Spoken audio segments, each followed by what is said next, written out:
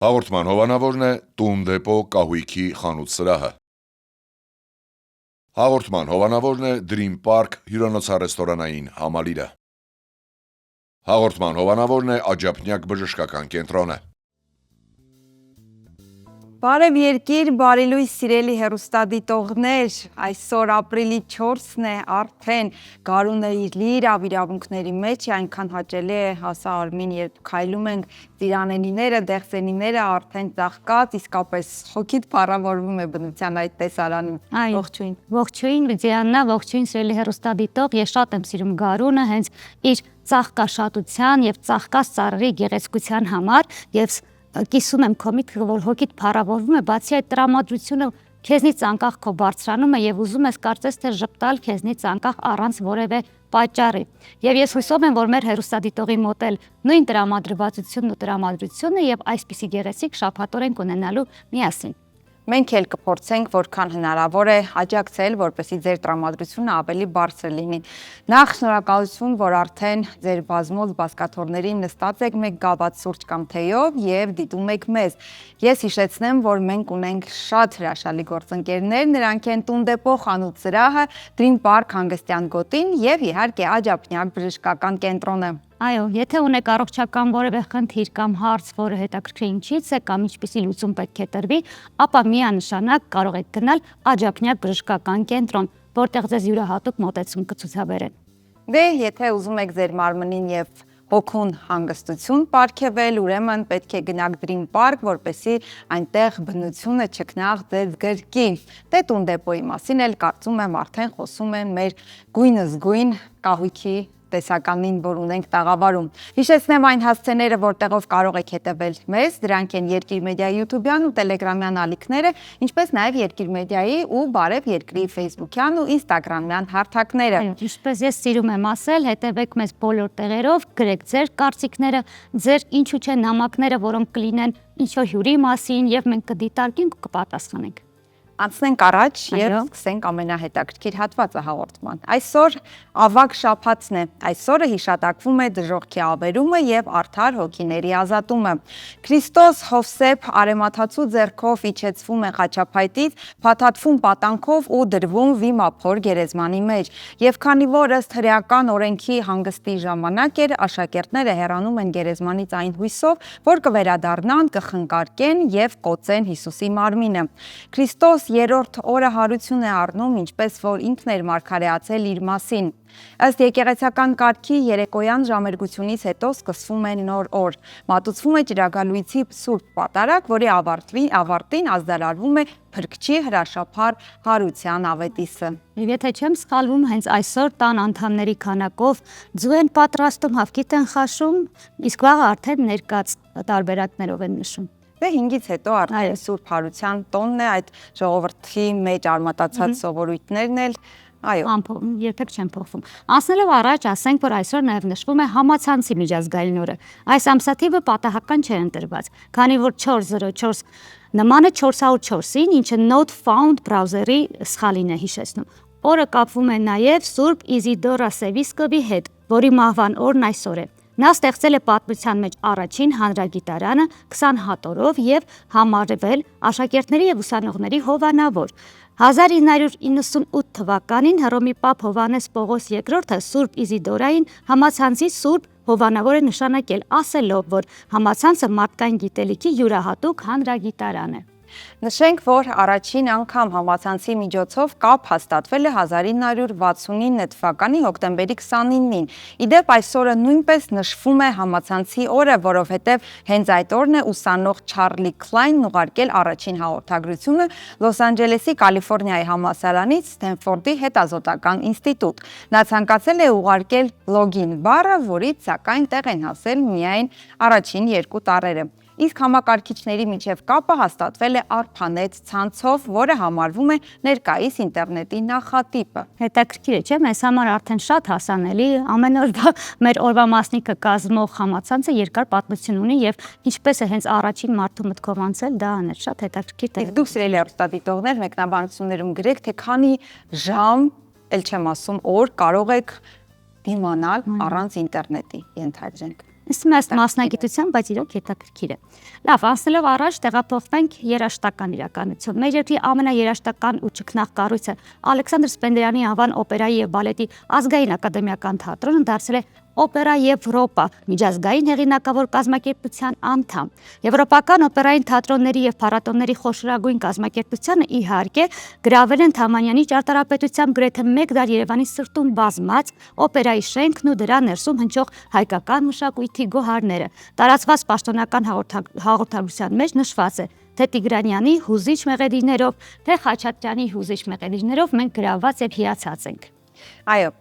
անհամբերությամբ սպասում ենք նոր համագործակցության արդյունքներին, ասված է հաղորդագրության մեջ, եւ ինչ խոսք Օպերա Եվրոպային անդամակցությունը նոր հնարավորություններ է բացում միջազգային համագործակցության ընդլայնման, փորձի փոխանակման եւ հայկական օպերային արվեստը համաշխարհային հարթակներում առավել տեսանելի դարձնելու տեսանկյունից։ Շատ հաճելի նորություն եւ անցնենք առաջ գնալով դեպի ջազի աշխարհ։ Ջազմային կոմպոզիտոր եւ դաշնակահար Գարի Քյոսայանն իր բեմական գործունեության 60-ամյակը կնշի հոբելյանական համերգով։ Ապրիլի 25-ին Արամ Խաչատրյան համերգասրահում հանդիսատեսին սպասվում է ջազ երաժշտության իրական տոն։ Մասնակցությամբ ամերիկյան ջազի աստղերի։ Այդ օրը Քյոսայանի հետ բեմում կլինեն ջազ վոկալիստ Էլեն Ստեպտերը, շեփորահար վոկալիստ Ջոնի Բրիթը, սաքսոֆոնահար Լուիս Վան Թեյլորը, կոնտրաբասահար Կարլ Վենսենտը եւ հարվածային գործիքների վարպետ Դոն Լիթլթոնը։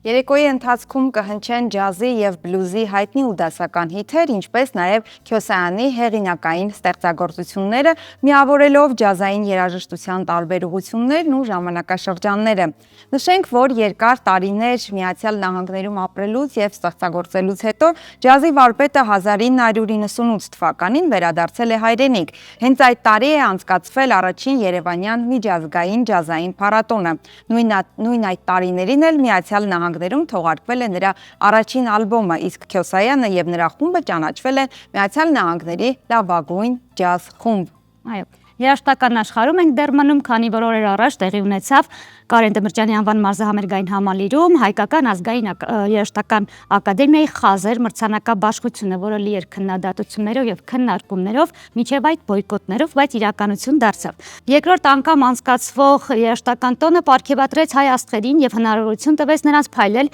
կարմիր գորգի վրա իրենց յուրահատուկ շատերի համար նաեւ շատերի ճաշակին չհամընկնող զգեստներով։ Իսկ դու հավանել ես զգեստները։ Ես կփորձեմ զերծ մնալ կարծիք հայտնելու։ Իսկ իմ զգեստը։ Քո զգեստը ես տեսել էի նաև Կարմիր գորգից դուրս, այո։ Շնորհակալություն, որ հավանել ես եւ իմ զգեստի մասին։ Լավ, անցնելով առաջ, անշենք, որ տարվա լավագույն երգիչ է ճանաչվել Արամեն Պետրին, լավագույն փոփ երգչուհի Իվետա Մուկուչյանը, իսկ լավագույն երգը Սոնա Ռուբենյանի Ճանապարհեցիր ինձ տուն երգն է։ Ես իհարկե գտնում եմ, որ լավագույնները տարվայով կամ օրվայով ամսով չեն լինում, լավագույնները միշտ լավագույն են մնում։ Այո։ Տարվա հայտնությունը Սիմոնն է, որն այս տարի կներկայացնի Հայաստանը Եվրատեսիլ 2026 երգի մրցույթում։ Լավագույն դասական նախագիծ է ճանաչվել Սիմֆոնիկ Հայկո բաց երկնքի տակ համերգը, լավագույն դասական երգիչ եւ երգչուհիներ Արսեն Սողոմոնյանը եւ Ջուլիանա Գրիգորյանը, լավագույն տեսահոլովակ է ճանաչվել Սոնա Ռուբենյանի Վարդավառը գալիս է ռեժիսոր Արթուր Մանուկյան։ Լավագույն երաժշտական նախագիծ եւ բեմադրությունն է Էպոս Սասունցի Դավիթը, լավագույն ռոք խումբը Նեմրան է, ազգային ժողովրդական խումբը Կարեն Սևակ բենդը, քաղաքային ֆոլք ժանրում է լավագույնը Տաթև Ասատրյանն է։ Խազերի հատուկ մրցանակին էլ արժանացել է դիրիժոր, կոմպոզիտոր, Հայաստանի ազգային հերոս Հովհաննես Չեքիջյանը։ Դու ինչ մրցանակ ստացար։ Ես այդ օրը Ես քանի որ երաժշտության բնագավառից չեմ, որպես լավագույն երաժշտասեր ուղղակի ներկա էի, բայց լավագույն հանդիսատես կարող է լինել, իրականում շատ հումորային մեկնաբանություններ կար լավագույնների հետ կապված, ամեն դեպքում բոլորին շնորհավորում ենք եւ ուրախ ենք, որ հայկական իրականության մեջ երաժշտական գործունեության համար մարդիկ ստանում են մրցանակներ եւ ինչու՞ չէ տոն է, ես կարծում եմ, որ իրոք տոն է այդ օրը։ Այո, երբ գործընկերները համախմբվում են եւ լավ ժամանակ են անցկացնում, կարծում եմ դա էլ բավական է։ Այս պահին շարունակում ենք մնալ երաժշտության մեջ եւ դիտում ենք տեսահոլովակ, որից հետո արդեն կշտապենք դիմավորել մեր առաջին հյուրերին։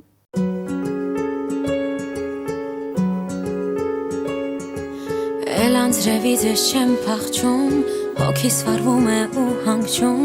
Սիրահարվել եմ ես Էլ գիշերը աչք չեմ փակում Քո զանգերն է սիրտս թակում Սիրահարվել եմ ես Ոնց ընթրիքը համբույր դարձավ ինձ կասես Ճանապարհեցիր ինձ տուն Ճանապարհ ընկավ սիրտս սուտ է ոնց մի վարկյանում Տեղը իր գտավ Ճանապարհեցիր ինձ տուն Ճանապարհ ընկավ Սիրտս գիրկը քո ընկավ Ճանապարհեցիր ինձ տուն Ճանապարհ ընկավ Սիրտս սուտ է ոնց մի վարկյանում Տեղը իր գտավ Ճանապարհեցիր ինձ տուն Ճանապարհ ընկավ Սիրտս գիրկը քո ընկավ Հորվա նման տարին անցնում Ծաղիկները չեն թարամում Որ նվիրում ես ինձ Գիշեր ցերեկ մեր քաղաքում Սիրտդ փնտրում ու չես գտնում Դու նվիրել ես ինձ Սերը չի հեռանում մի քայլ մեզանից Ճանապարհեցիր ինձ տուն Ճանապարհ ընկավ Սիրտս սուտ է ոնց մի վարկյանում Տեղը իր գտավ Ճանապարհեցիր ինձ տուն Ճանապարհ ընկավ Սիրտս գիրկը քո ընկավ Ճանապարհեցիր ինձ տուն Ճանապարհ ընկավ Սիրտս սուտ է ոնց մի վարկյանում Տեղը իր գտավ Ճանապարհեցիր ինձ տուն Ճանապարհ ընկավ Սիրտս գիրկը քո ընկավ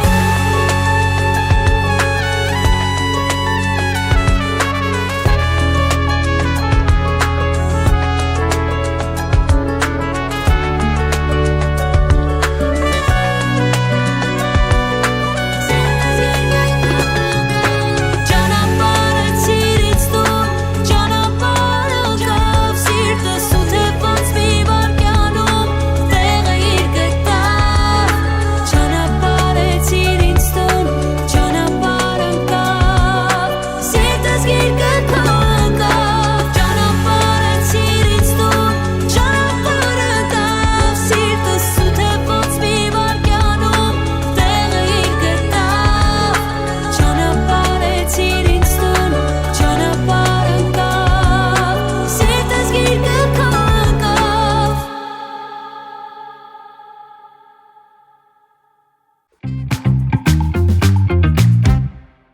Վերադարձանք, սիրելի հեռուստադիտողներ, բարի լույս, եթե հենց նոր եք արթնացել, մենք Բարև Երկիրն ենք եւ կրկին շարունակում ենք մնալ երաժշտական թեմայի մեջ եւ ուզում ենք ձեզ տեղեկացնել, որ Հայաստանի Պետական Սիմֆոնիկ նվագախմբի կատարմամբ Յարխուշտան այսուհետ կհնչի որպես Հայաստանի ֆուտբոլի ազգային հավաքականի պաշտոնական հիմն։ Ստեղծագործությունը ներկայացվում է անվանի երաժշտական պրոդյուսեր Սերուժ Բաղդասարյանի նոր արարական մշակմամբ, միավորելով ազգային ավանդույթն ու ժամանակակից հնչողությունը։ Սա պարզապես տեղեկատվություն չէր, մենք այս եւ այլ թեմաների շուրջ զրուցելու ենք հենց այս պահին, հենց Սերուժ Բաղդասարյանի հետ։ Բարի լույս, Սերուժ։ Բարի գալուս մեր տաղավար։ Շատ շնորհակալ եմ։ Ինչպե՞ս եք։ Շատ լավ եմ, հուսով դուք լավ եք։ Օրը ինչպես է սկսվել։ Նորը սկսեց օրս։ Շատ լավ։ Շատ լավ, բայց Ու զրույցին անցնելը նաև հիշեցնենք մեր հեռուստադիտողին, որ մարտի 20-ին Կարեն Դեմիրճյանի անվան մազահամերգային համալիրում սիմֆոնիկ ֆոլք նախագծի շրջանակում տեղի ունեցավ Սերուժ Բաղդասարյանի եւ Հայաստանի Պետական Սիմֆոնիկ նվագախմբի մասնակցությամբ համերգ, որի ժամանակ հայկական ժողովրդական երգերը հնչեցին սիմֆոնիկ նվագախմբի, երգչախմբի եւ ազգային նվագարանների կատարմամբ էլեկտրոնային ու կինեմատոգրաֆիական ձայնային հնչյուններով։ Ամեն ինչ ասեցինք, կարծես թե Սերուժ, բայց չէ, վստահ եղեք, լիքը դեռ խոսելու թեմաներ մնացին, բայց մինչ կանդրադառնանք հայաստանյան երաժշտական, հատկապես վերջին շրջանի համերգային եւ ստեղծագործական գործունեությանը, կուզեմ գանք ավելի հետ, գնանք ձեր արմատներ, հասկանանք դուք որտեղից եք ծագումով եւ ինչպես ձեր ճանապարհը բերեց հացրեց հայրենիք վերջապես։ այո, անպայման։ Ես ծնած եմ Բեյրութ, եւ գրեթե ամբողջ կյանքս հոն մեծած եմ եւ փախտ գերեւի փախտ ունեցած եմ որ հայկական մթնոլորտի շրջանակներում մեջ մեծած եմ Բեյրութը շատ Լիբանան հարուստ է այդ հայկական քաղուտով, ագումբով, եկեղեցիով, դպրոցներով, ամեն ինչով ուրեմն այդ երկար տարիներում որ ես այդտեղ գտնված եմ եւ շատ իբր սպիրկահայ ներշնչված եմ մեր հայկական արմատներով անշուշտ կամաց ինձ մղած է որ գտնեմ այդ իմ սիրած երաժշտական ջամփաս իմ ընտանիքս ալ երաժիշտներ են եւ այս ամենը մեկտեղ հավաքելով իմ վրաս աստած է եւ ժամանակի ընթացքին հայկական մշակույթը ավելի սիրելով այդ երաժշտությունները ուզեցի խառնել ցևոմը էլեկտրոնային ցայներով ուրեմն 15-20 տարի առաջ մոտավորապես սկսա այդ կորձերով վրա աշխատել եւ բավական հաջողություն կդավ այդ հանգրվանին այսինքն իսկ հետո կամաց ուզեցի ավելի մշակել իմ ստեղծագործություններս եւ կամաց հասկանալով որ ես ավելի կսիրեմ ֆիլմի երաժշտություններ Hans Zimmer-ի նման աստվելով իրենց կորձերեն ուզեցի լրիվ նոր բան մեջտեղ բերել որն է ֆիլմի երաժշտական soundtrack-ի նման երաժշտությունները խառնել հայկական ասկակրական կամ որևէ մեկ հայկական բարի եղանակ եւ այլն եւ քիչ մը էլեկտրոնիկ ունենալով իմ անցյալի այդ experiences ստեղծել այս նոր ցայնը ասենք եւ կամաց նորեն ժամանակի ընթացքին այս symphonic folk project-ի վրա աշխատեցա բավական երկար ժամանակ տևեց հիմա գնանք այդ մասին ալ խոսել բայց ընդհանուր կարճ այս է Այո, ինչպես եկա։ Սերուժ 6-7 տարի առաջ կարծեմ դուք տեղափոխվել եք Հայաստան ապրելու ինչպես այդ որոշումը կայացրեցիք որ այլևս Հայաստանում եք ուզում ապրել եւ երբ որ սկսեցիք ձեր ասած ձևով նոր ձայնը ստանալ հա առաջինը կռունկներ Կոմիտասի արդյոք եղան մարդիկ որ այնքան էլ չողջունեցին որտեվ դասական գործերին երբ մարդիկ կպնում են Կապես կոմիտաս։ այո հատկապես Կոմիտաս եւ այլն կարծես միանգամից մարդիկ առաջինը նեգատիվ են տալիս հետո նոր լսում ասում չէ բայց գեղեցիկ է նախ վերադարձի մասին Հայաստան, հետո ինչպես ընդունեցին հենց առաջին գործից սկսած։ Վերադարձս ուրեմն կրնալ մոտ տարիները արդեն ես ամեն ամառ կայցել էի Հայաստան, տարբեր ծրագիրներով կամ բարձրապես բդույթի եւ միշտ ունեի այդ փապակը, որ ինչու՞ չէ օրը կրնամ այստեղ տեղափոխվել։ Թյուրին քայլ չէ ինքը լման երգիր փոխելը, բայց որովհետև վերջ-վերջո իմ հայրենիքս է, շատ ավելի այդ մեկը կոքն է, ճամփաներ ավելի գթյուրին գհեշտանա։ Վերջին որոշումը եղավ 2020-ին, երբ որ Բեյրութ այդ հսկա բայթումը եղավ, արդեն Լիբանանի մեջ շատ խնդիրներ կար, էկոնոմիկ կամ շատ ահավոր վիճակ մներ Լիբանան, այդ առիթը ստեղծեցինք արդեն, որ տեղափոխվենք Հայաստան եւ հիմա այնպես չէ որ միշտ այստեղ եմ, բայց քրեթե քիչ մը այստեղ, քիչ մը Բեյրութ այդ գաբը միշտ կա, այսինքն իսկ քալով երկրորդ հարցումը Այն մասին թե ինչպես ընդունեցին փոփոխությունները արդեն դասական գործերի հատկապես Կոմիտասի կռունկով սկսեցին իրականության մեջ շատ նեգատիվ չէր ժողովրդի ընդունելությունը, որովհետև հաշվի առնենք, որ ես այդ ժամանակ, որ այդ ստեղծագործությունը գրունգը, որ ստեղծեցի Լիբանան գտնագե եւ ավելի ասենք արաբներուն զարմացուցի, որտեղ իրենք ընդհանրապես չեն գիտեր ինչ է դուդուգը, չէին լսած կյանքերում մեջ եւ այդ էլեկտրոնիկը եւ դուդուգը երբ որ միասին խառնեցի լրիվ ասեմ իրենց համար շատ հետաքրքիր եւ շատ նորություն մներ եւ գիշեմ որ կոնե 2-3 տարի գհրավիրեին ինձ DJ-ի այնադեն եւ կլաբներու կամ մեծ միջոցառումներու որովհետեւ իբր DJ ներգայանամ եւ ես անպայման իմ հայկական երաժշտություններս ալ էլեկտրոնիկ ցևով գնովակեի իբր DJ եւ շատ տարօրինակորեն լավ ընդունելություն կար նորեն գշեշտեմ որ արաբներու կողմէ որովհետեւ իմ նպատակս միան հայերու դարազելը չէ այլ օդարներու հայերն ալ շատ լավ ընդունեցին Լիբանանի հիմա Հայաստանի մեջ անգամ տարածված չէր այդ կորզը բայց հետո գամած նաև սկսա նամակներ ստանալ ցանցերու միջոցով եւ քրեթե թրագան էին այսինքն շատ ժխտական մոդեցում չի գար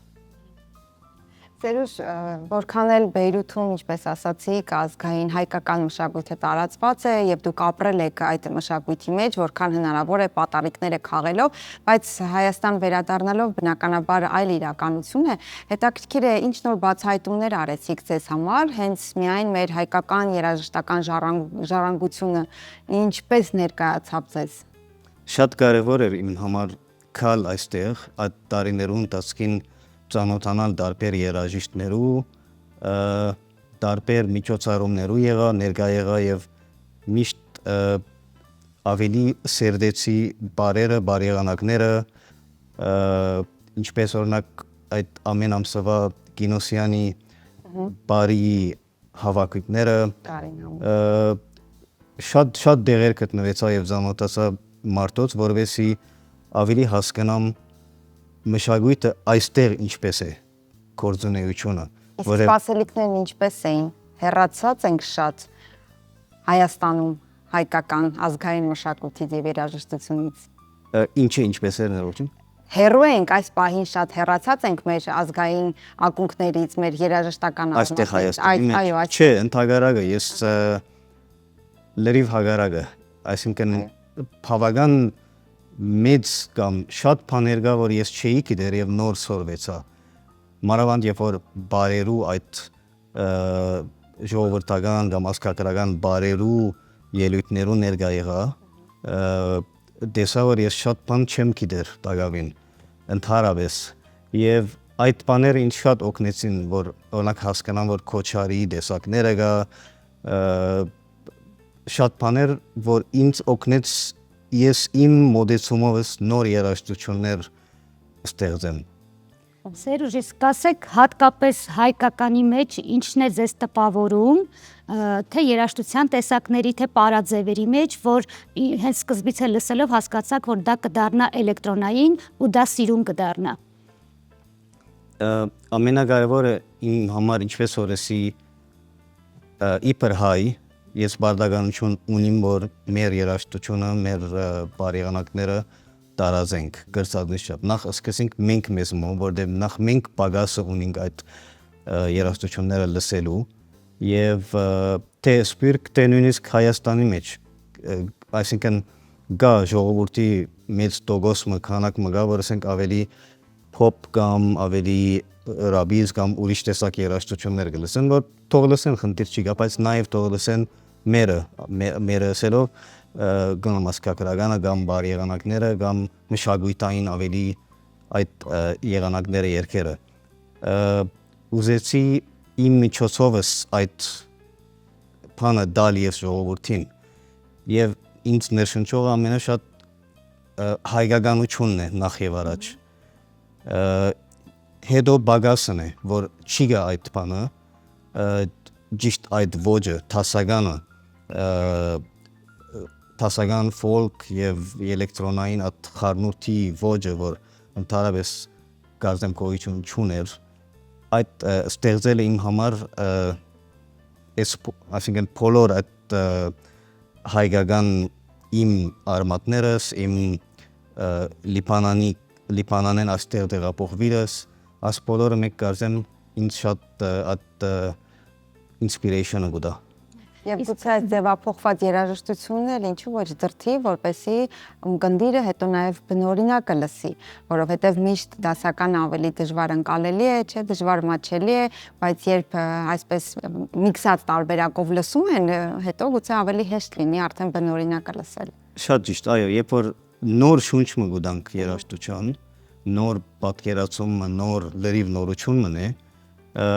պաստորեն ժողովուրդը շատ սիրեց, լավ ընկալեց եւ կարծեմ գարիկը գա շարունակելու եւ նոր ստեղծագործություններ միշտ ստեղծելու։ Սերուժ, շարունակելուց խոսեցիք, կասեք ինչ առաջիկա ծրագրեր, նախագծեր կան, որոնց մասին այս պահին կարող ենք խոսել։ Այս վերջին համերգը կարծեմ բավական մեծ աստեցություն ցկեց թե իմ թե շատերի վրա հարյուրներով եթե ոչ հազարով նամակները ստացել էի որ երբ է հաջորդը կամ ինչու դեղյակ չէին կամ հազարում եք լավ թրական նամակներ ստացած եմ այո ինքը խնդիրը որ շատ հեշտ չէ այսպիսի մեծ մասշտաբով ծրագիրը միշտ անելը փեմի վրա մոտ 130 հոգի գարկ մի երկերու մեջ այդքան մեծ քանակով թիվ կար եւ այս բոլորը մեկտեղ բերելով դժվար չէ հաջախ անելը բայց պիտի փորձեմ արդեն ցերնարգել հաջորդը չեմ գիտե եթե կստացվի ամառը բայց չանկս պիտի ինեմ շարունակեմ կոնե 1-2 հատ նույն ցևով բայց միշտ պիտի բարելավենք այսինքն հիմա որ 2 հատ երինք արդեն Հայաստանի Պետական Սիմֆոնիկ նվագախումբի հետ սիմֆոնիկ ֆոլկը պիտի ավելի ես իր ավելի ասենք փորձեմ հաջորդը ավելի մեծ ավելի լավ անել պայման չէ մեծ քանակի իմաստով նոր երկացանկով նաև մի քանի նոր երկերով եւ տեսնելով որ ինչ էր մեր ավելի թույլ գեդերը այդ ուղել եւ հաջորդը դարձնել ավելի ուժեղ եւ աբակային ինչու՞ չէ ավելի քանակով մեծ ցերնարգ կազմակերպել Սերուժ, մնում է մաղթել որ ձեր ցանկությունները կատարվեն, առաջիկայում ունենաք մեծ համերգ, մեծ թե մասշտաբներով, թե բովանդակությամբ եւ եթե ավելացնելու բան չունեք, շնորհակալ ենք որ այսօր մեր հյուրն էիք։ Եվ մի հարց հարգելի Սերուժ, մեր ռեժիսորը հուշեց, որ հարց է ծագել իր մոտ, հետաքրքրվում է, թե Սերուժը իր միքսած ստեղծագործություններից հատկապես որն է սիրում։ Դե այստեղ կարելի է նաև հասկանալ, թե հայկական որ երաժշտությունն եք սիրում եւ առավել ձեզ համար հետաքրքիր է ստացվել հենց այդ երաժշտության միքսը։ Կարծեմ թե ամենասիրածս մուսալերի երաժշտությունն է, որ ես կոչած եմ Heroes of Musadagh մուսալերի հերոսները նաև ինքը կոչվի Չալմթանգը եւ այդ 7 տարի կամ 6 տարի առաջ ստեղծած է ասմեգը ինքը ամենաշատ սիրվածն էր այս նման բոլոր կորձերի մեջ են որտեվ այնպես մը ներկայացած եմ որ երբ որ լսես լավ լսես կետրոնանաս թուն կդեղափոխվիս մուսալերի այդ ջագադամարտի այդ հերոսական զգացումները կունենաս եւ պատմությունի պես ինքը կսկսի քիչ մը դուդուգով քիչ մը դխուր եւ գզարկանա միջև ամենավերջի հատվածը որ թուն քեզ արդեն կսկաս այդ հերոսական վիճակի մեջ Երևս ռեժիսորին պատասխանելու ինձ թվում է գոհացրեց, այո։ Դե ինչևս մեկ անգամ շնորհակալություն, սիրելի հեռուստադիտողներ, հիշեցնենք, որ այսօր մեր հյուրը երաժիշտ եւ երաժշտական պրոդյուսեր Սերուժ Բաղդասարյանն էր, իսկ մենք կհանդիպենք քիչ անց։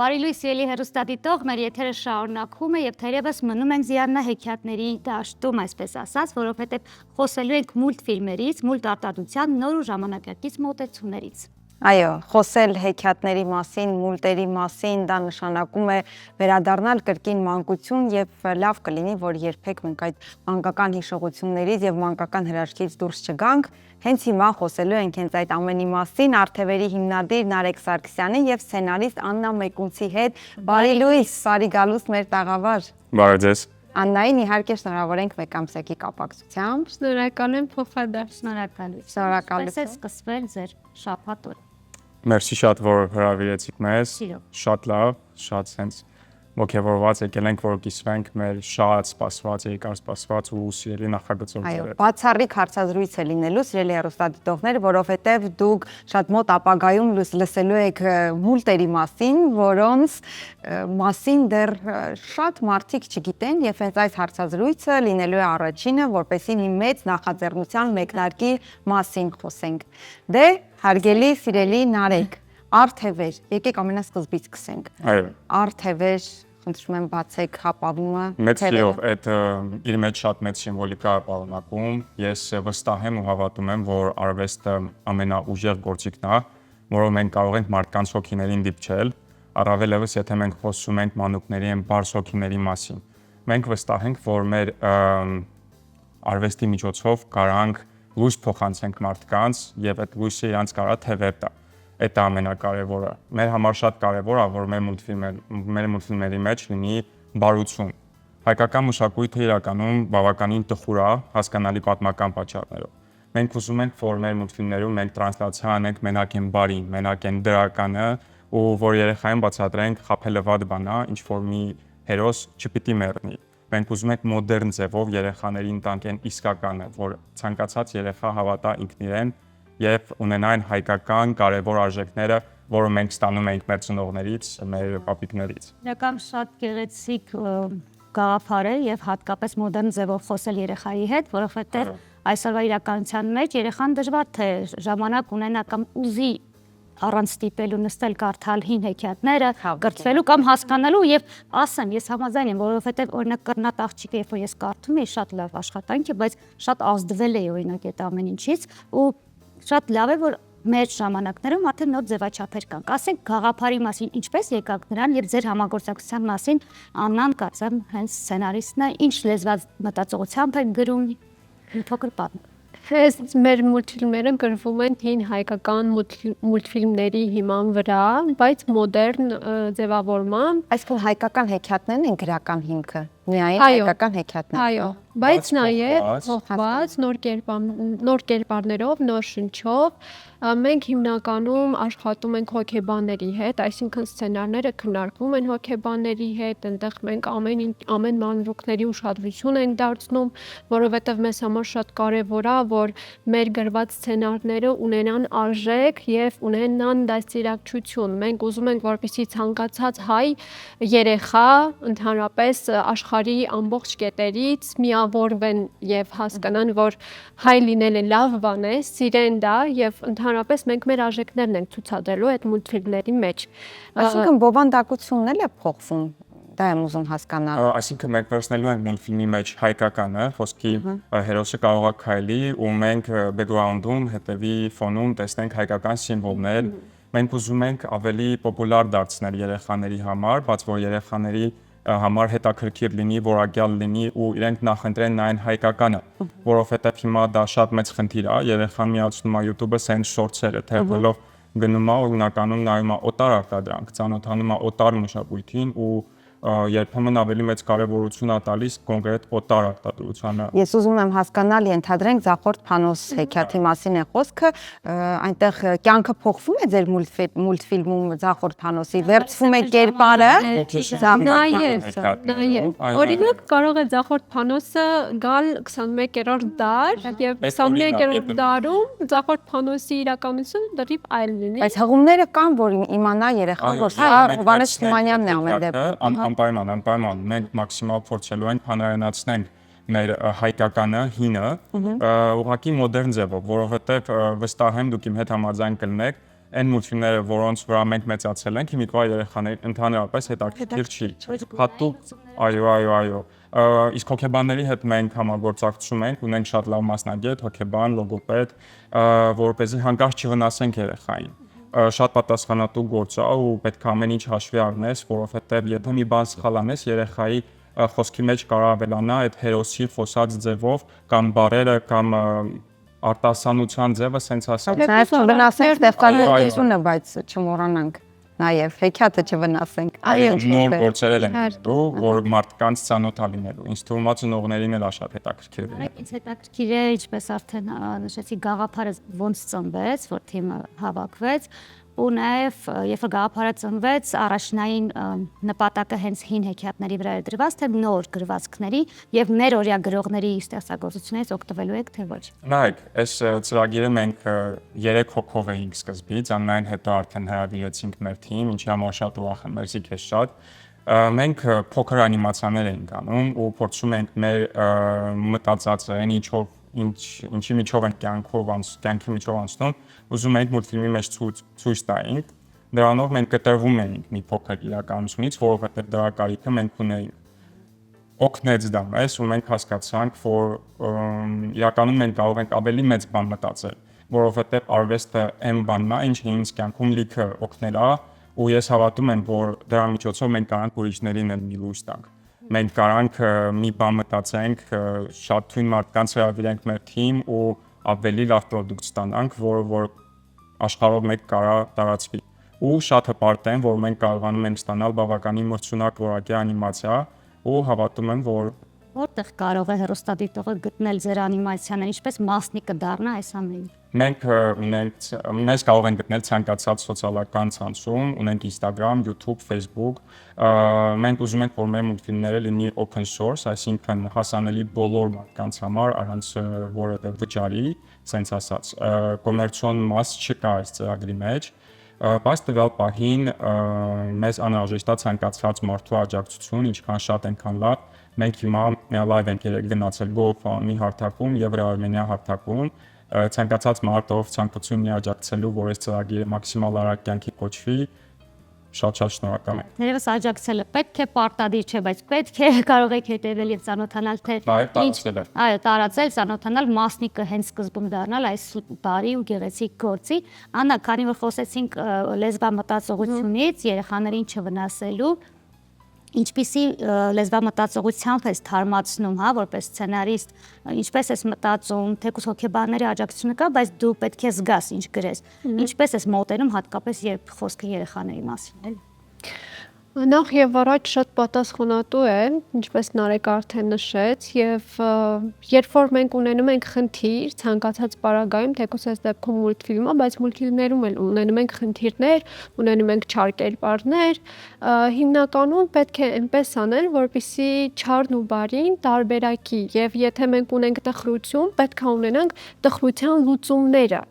Ոչ թե, այսինքն մենք հիմնականում ոչ թե տալիս ենք լուծումները չարության եւ տխրության, այլ տալիս ենք հաղթանակի եւ բարության լուծումները։ Եվ հենց իմ սցենարներով, նաեւ ընդհանուր թիմի գաղափարների մեջ մտնում է հենց այդ, որ երբեմն պետք չի հայկական մշակույթը տխրության վերածել ցավի, միշտ ասում են, օրինակ տարածված բան կա մուլտֆիլմերում հիմնականում վրիժառություն է, վրեժ են լուծում, իսկ հայկական մուլտֆիլմների մեջ մենք որոշել ենք, որ պետք չի վրեժ լուծել, կան ավելի լավ լուծումներ եւ կան ավելի արժեհամակարգը բարձրացնող գաղափարներ, որոնք որ մենք ուզում ենք ցուցադրել եւ ես այստեղ մի շատ կարեւոր նորություն կա, ուզում եմ շնորհակալություն հայտնել Տաթևին Մուրադյան, նա պահպանում է հենց հայկականությունը մեր մուլտֆիլմների եւ շատ մեծ գործ է անում մեր հետ հավասար։ Իսկ մնացածի մասին կարծում եմ պետք է տեսնել գոնե մի անգամ, որպեսզի հասկանաք, թե ինչի համար ենք խնդրում, որպեսզի կանգնեք մեր ծրագրի կողքին ու լինեք մեր հետ, որովհետև սա իրոք շատ կարևոր է հենց հայ երեխայի մեջ հայկականություն պահելով, ճիշտ արժեքներ ձևավորելով, մեծացնել եւ տալ նոր սերունդ։ Շատ Կան կարևոր է։ արդեն պատրաստի մուլտֆիլմեր։ Եվ նաև հավելեմ Զիանե հարցին, որ լեզվով հիմնական միայն հայերեն, որովհետև կան Ռուսաստանում հայեր ունենք, որ ցավոք սրտի իհարկե հայերեն չգիտեն երեխեք արդեն, Ամերիկայում եւ այլն եւ այլն։ Ին միջալոց մեր մուլտֆիլմները թարգմանվելու են արևմտահայերեն, իսպաներեն, անգլերեն, ռուսերեն, չինարեն, այդ մենք արդեն ունենք լիքը մարդիկ, ովքեր որ մեր կողքին են, 150-ից ավել, այո, հանդիպումներ են ունեցել եւ անընդհատ մենք քննարկում ենք, մենք անընդհատ հետեւողական ենք եւ հուսամ, որ այս ամեն ինչը Աստծո օրհնությամբ մեզ կտանի դեպի մեր նպատակ։ Մենք էլ ենք հուսով, մի քիչ հանդիպումների մասին նայեք ուզեմ պատմեք, ինչպիսի հանդիպումներ են, ինչ արդյունքներ եք արդեն գրանցել։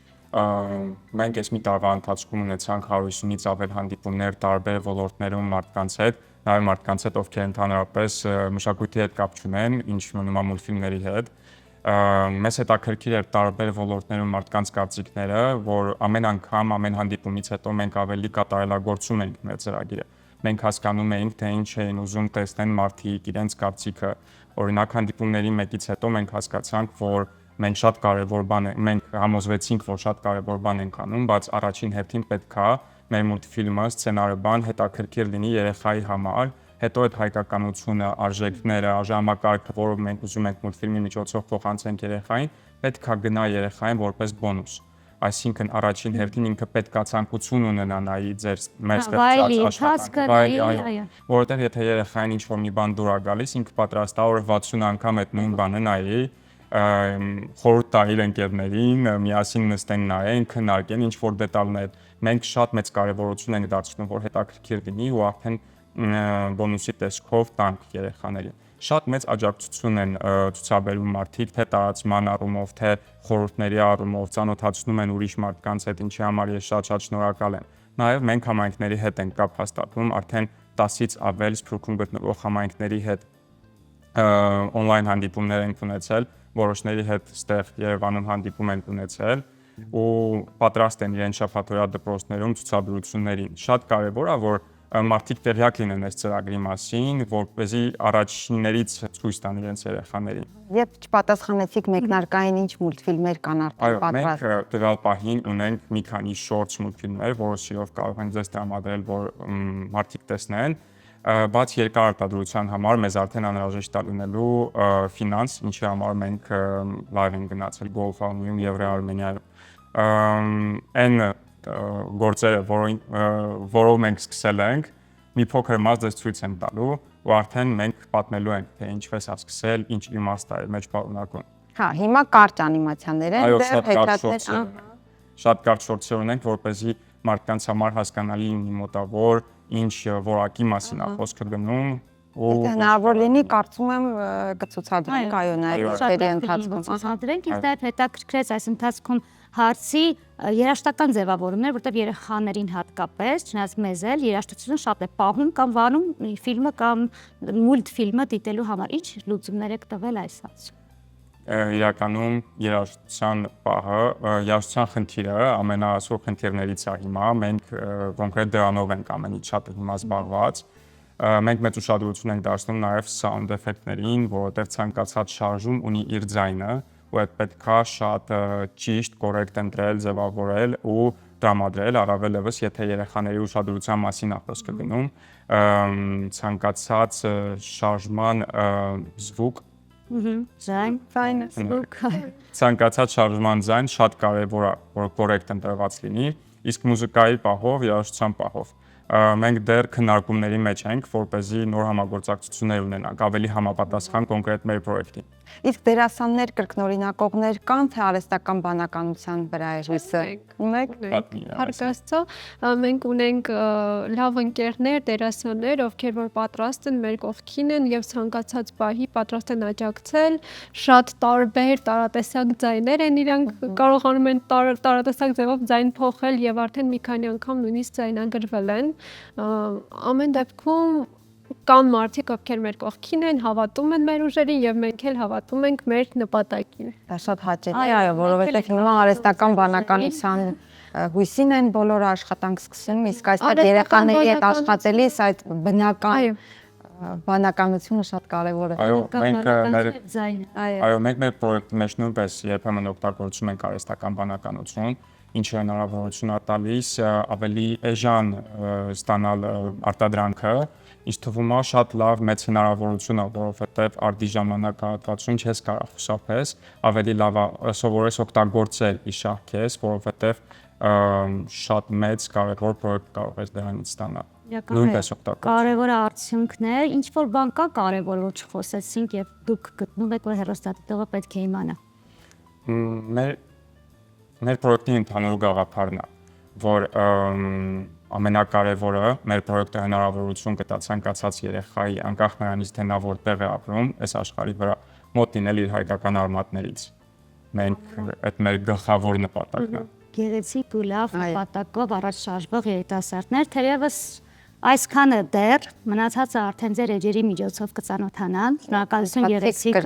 կհյուրընկալենք բոլոր հաջողությունների դեպքում։ Այո, Ձեզ եմ շատ շնորհակալ։ Շնորհակալ եք։ Շնորհակալություն հարգելի հեռուստադիտողներ, զրուցում էինք Արթևերի հիմնադիր Նարեկ Սարգսյանի եւ սցենարիստ Աննա Մեկունցի հետ, ապագա հայկական մուլտֆիլմերի ճարտարապետներն են նրանք ստացվում է։ Մենք բարև երկիրն ենք, շարունակեք մնալ մեզ հետ։ Բարև երկիրը շարունակում է իր ընթացքը եւ այժմ ժամանակն է անդրադառնալ մեր հայ գրականության երևելիներից մեկին։ Կարծես հեքիաթների միջից դուրս եկած լինի մեր իրականության մեջ քայլող մի զորապետ իշխան լեռների քաջ, որ սկան աշխարհի աշխարհ կտրող քարավանապետ։ Այսպես է պոետ Ավետիք Իսահակյանը նկարագրել հայ գրող մանկավարժ Ղազարոս Աղայանին։ Այսօր Թումանյանի հիմնած Վերնատուն գրական խմբակի եռանդուն անդամներից մեկի հենց Ղազարոս Աղայանի ծննդյան օրն է եւ մեր մատյանը բնականաբար նվիրված է հենց նրան։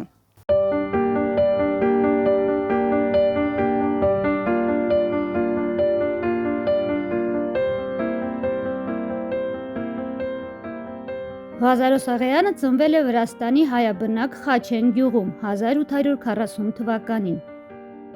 Գրող, մանկավարժ, հրապարակախոս, գրական հասարակական գործիչ Ղազարոս Աղայանը ինքնակենսագրական վեպի ժանրի հիմնադիրն է հայ գրականության մեջ։ Խաչատուր Աբովյանի լուսավորական հայացքների հետևորդ է։ Մանուկների համար գրած նրա բազմաթիվ ստեղծագործություններն առանձնահատուկ տեղ ունեն հայ մանկական գրականության մեջ։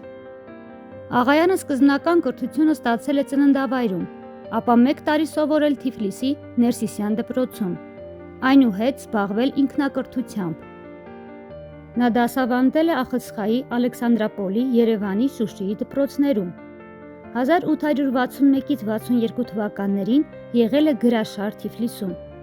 1862-ից 67 թվականներին Մոսկվայում եւ Սանկտ Պետերբուրգում։ 1867 թվականին վերադարձել է հայրենիք, նշանակվել է Էջմիածնի տպարանի կառավարիչ։ Աղայանը 1869-ից 70-ականներին խմբագրել է Արարատ ամսագիրը։ Ձերբակալվել է ազգայնականության մեղադրանքով եւ մինչեւ կյանքի վերջը եղել ցարական ժանդարմերիայի հսկողության տակ։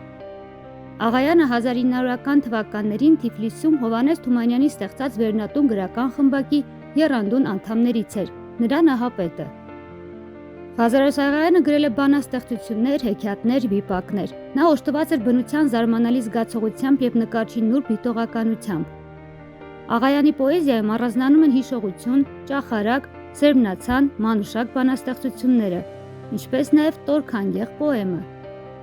Ղազարոս Աղայանի մանկական բանաստեղծություններից շատերը Արեգակ, Առավոտը գյուղում, ճախարակ եւ այլն այժմ էլ զարդարում են դպրոցական դասագրքերը։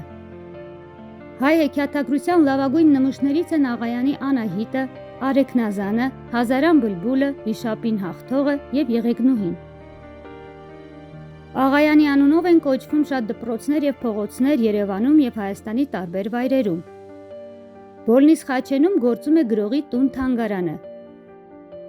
Աղայանը կյանքից հեռացել է 1911 թվականին։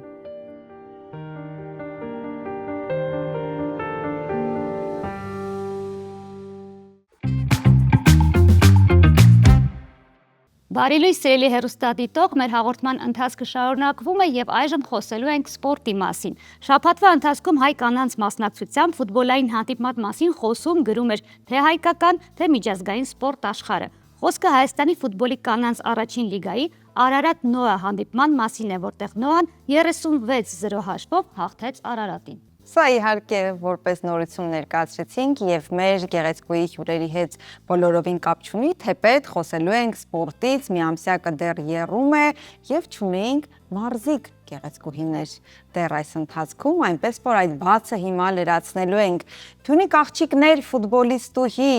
Փյունիկ ֆուտբոլի ակումբի ակադեմիայի մարզիչ Մարինե Կարապետյան, ողջույն, բարի լույս, եւ Փյունիկ աղջիկներ ֆուտբոլիստուհի ազգային հավաքականի տեխնացու Անի Կարապետյան, ձեզ էլ բարի լույս, բարի գալուստ մեր տաղավար։ Շնորհակալ ենք։ Չենք ունեցել, ինձ թվում է։ Այս շրջանում ֆուտբոլիստ ընդհանրապես չենք ունեցել, բայց հաճելի է, որ այս միամսյակի շրջանում հենց աղջիկ ֆուտբոլիստներ են։ Դուք շնորհավորել ձեզ իհարկե միամսյակի կապակցությամբ։ Շնորհակալություն։ Հետաքրքիր է, քանի որ ինքս Զիանայի համար բացահայտում էր, զբաղվել եմ ֆուտբոլով փոքր ժամանակ, բայց չեմ շարունակել։ Հետաքրքիր դուք ինչպես եք սկսել, մի փոքր այդ մասին կուզեմ պատմեք։ Դե ես դրսում խաղալով եմ սկսել Բաքում տղաների հետ, հետո արդեն կամանց դպրոցի առաջնություններով բացահայտվեց, որ կա կանանց ֆուտբոլ Հայաստանում, որը ինձ շատ ուրախացրել էր։ Հիմնականում ինձ թվում է շատերիս մոտ հենց Բաքից է սկսել էլի տղաների հետ խաղալով։ Ու ընթացքը արդեն հա։ Նաև Անի, Իմ մոտ էլ է եղել ու նաև նշեմ, որ եղբորս հետ եմ շատ խաղացել։ Հետո դպրոցական առաջնությունին մասնակցելուց հետո բացահայտեցի, որ կա կանանց ֆուտբոլ ու ես շատ ուրախացա, որովհետև իրականում ես շատ ուշ եմ սկսել ֆուտբոլը, 15-16 տարեկան էի, նոր իմ քայլերը արել եմ, բայց շնորհակալ եմ, որ բայց մայրիկները չէին ընդդիմանում, եկեք խոստովանեք։ Իմ առումով ոչ, որովհետև ես շատ սպորտաձևերի եմ գնացել, առաջինը կարատեն ա եղել, որը մամաս շատ ա ուզեցել, որ ես գնամ, միշտ ասում էր պետք է աղջիկը իրան պաշտպանել իմանա, շատ եմ սիրել կարատել, բայց զգում էի, որ իմը չի, բայց ֆուտբոլը տեսակ իմ հոգուն հարազատ սպորտաձև ա ու շատ եմ սիրում։ Իսկ ցես այսօր հասարակությունը ինչպես է ընդունում, որ աղջիկները պրոֆեսիոնալ ձևաչափով զբաղվում են հենց ֆուտբոլով։ Ինչպիսի կարծիքների եք հանդիպում։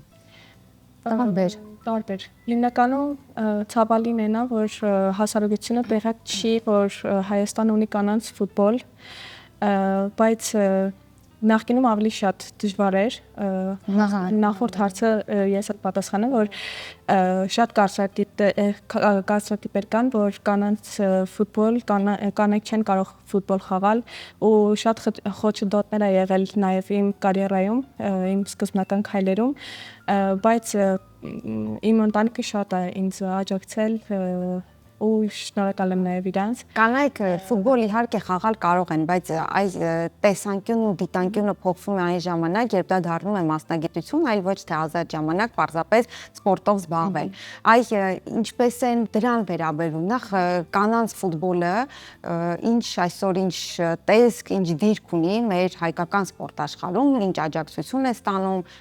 սրա մասին ավելի խոսենք, այո, նաև խոսել ես բան։ Դե իրականում հիմա ավելի լավ վիճակում ա գտնվում, քան առաջ։ Հիմա ավելի շատ ուշադրություն են դարձնում, թե ակումբի կողմից մեծ ուշադրություն կա, թե ոնց ասեմ, շատ լավ կլիներ, որ մարդիկ ավելի շատ հետևեն կանանց ֆուտբոլը, ավելի շատ ուշադիր լինեն, ավելի շատ գան խաղերը նայեն, աջակցեն մեզ, որովհետև իրականում այդ մեզ շատ ուժ ա տալիս։ Երբ որ դու խաղում ես դաշտում, նայում ես տրիբունա ու տեսնում ես, որ մարդիկ կան, այդ քեզ ավելի է ոգևորում։ Ես այդ կուզենայի ասել, որ մարդիկ ավելի շատ հետաքրքրվեն կանանց ֆուտբոլով, որովհետև շատ գեղեցիկ սպորտաձև է ու գեղեցիկ է նաև, որ կանայք են խաղում, աղջիկները։ Նաև գալիս է ակումբներից, մեր ակումբը շատ ներդրումներ աջակցություն է անում մեր զարգացնելու համար ու կցանկանամ, որ բոլոր ակումբներն էլ այդ նույն աջակցությունը անեն ու զարգացնեն կանանց ֆուտբոլը։ Լավ, հետաքրքիր է, որ տարիքից է հնարավոր միանալ ձեզ։ Օրինակ, ես եմ ու հիմա ցանկություն ունեմ միանալու, արդյոք դա պրոֆեսիոնալ է, պրոֆեսիոնալի համար որ տարիքն է ճիշտ։ Կարծում եմ պրոֆեսիոնալի հենց դեռ պետք է փոքր ժամանակվանից այդ քո մեջ լինի կամ արդեն սկսես մարզվել, օրինակ 6-7 տարեկանից, օրինակ կներեք ձեր տարիքում արդեն այդ սիրողական է գալիս, իսկ ընենց շատ փոքր տարիքից պետք է զբաղվես 6-7 ու այնտեղ արդեն եթե լավն ես, արդեն առաջ ես գնում։ Մարշական գործունեություն եք արդեն ծավալում եւ մեր նախնական զրույցում ասացիք փոքրիկներին եք մարզում, ինչպիսին է այցելությունը հիմնականում ինչպես նշեցիք 6-7 տարեկանից իսկապես արդեն աղջիկներին ուղարկում են պրոֆեսիոնալ զբաղվելու համար եւ արդյոք ունենք բավարար քանակ, որպեսզի իմանանք, որ հետո կանանց սպորտը ապահով ձեռքերում է հայկական։ Մեր Փյունիկ ակումբում կան թիմեր, փոքր տարիքից սկսված, երևի 18 ավելի փոքր, կան աղջիկներ, շատ ունենք, մի քանի թիմ ունենք, ու Փյունիկը շատ հետևողական է այդ առումով, ու արդեն հիմիկվանից սկսվել է իրանց մոտ այդ ամեն ինչը։ Ես ինքս տղաների հետ եմ աշխատում,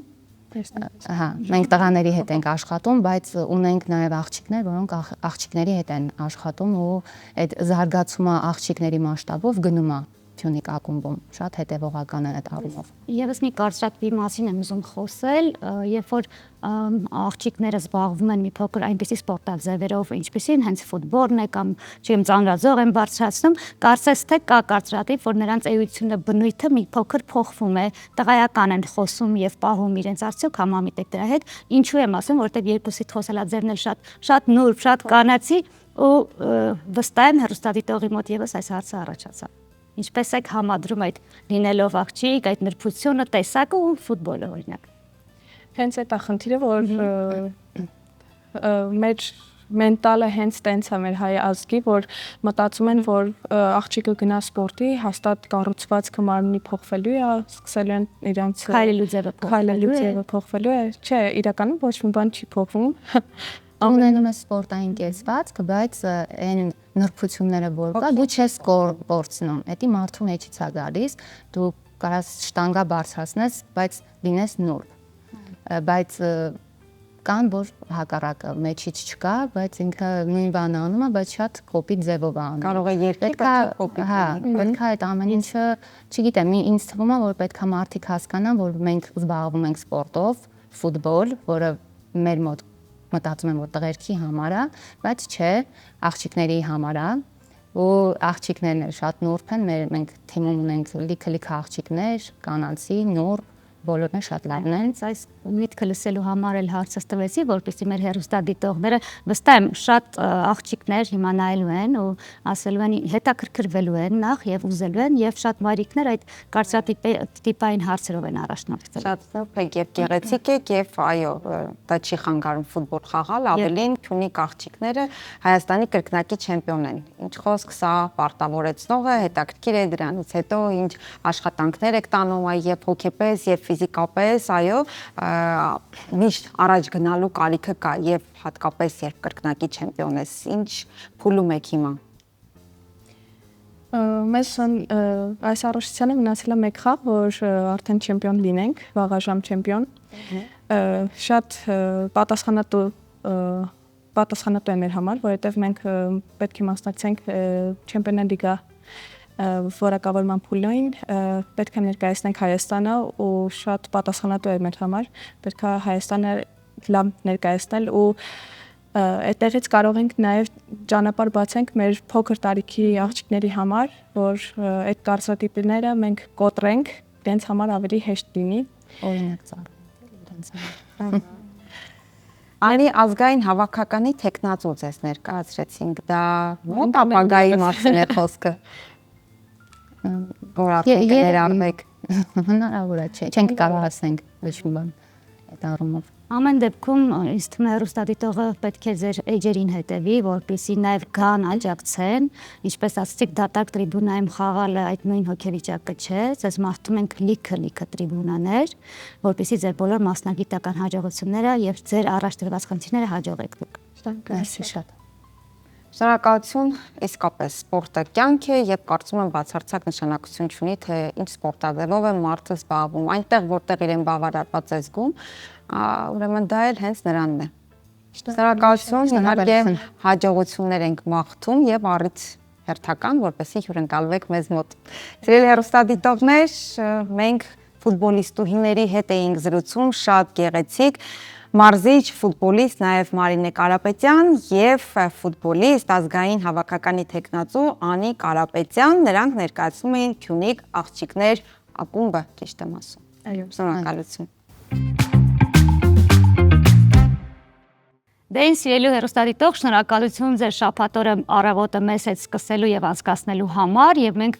այսօր ամփոփելով ուզում ենք նաեւ հիշեցնել Դիանա, որ վաղը մենք եթերում չենք լինելու, ինչու՞։ Որովհետև վաղը Սուրբ Հարության տոնն է, սիրելի հեռուստադիտողներ, եւ բնականաբար ուղիղ միացմամբ հենց տրվելու է Մայրաթոր Սուրբ Էջմիածնի Սուրբ Պատարագ հայտ, իսկ պատճառով մենք վաղը չենք հանդիպի։ Շնորհակալություն ձեզ այսօր սուրճն ու թեյը ձեր մեզ հետ կիսելու համար։ Հիշում ենք մեր գործընկերներին, որոնք են Տունդեպո խանութ սրահը, Dream Park հանգստյան գոտին եւ Աջափնյակ բժշկական կենտրոնը։ Այն հասցեներն էլ հիշեցնեմ, որոնցով կարող եք հետևել մեր թողարկումներին, դրանք են Երկիր մեդիայի YouTube-յան եւ Telegram-յան ալիքները, ինչպես նաեւ Երկիր մեդիայի ու Բարև Երկրի Facebook-յան ու Instagram-յան էջերը։ Շատ հիանալի շաբաթօր է ստացվել, քանի որ մենք ձեզ հետ ենք հանդիպել եւ հուսով ենք, որ մեր առանձնացված տեղեկատվությունը ձեզ համար կարեւոր էր, իսկ մենք կհանդիպենք արդեն մյուս շաբաթ։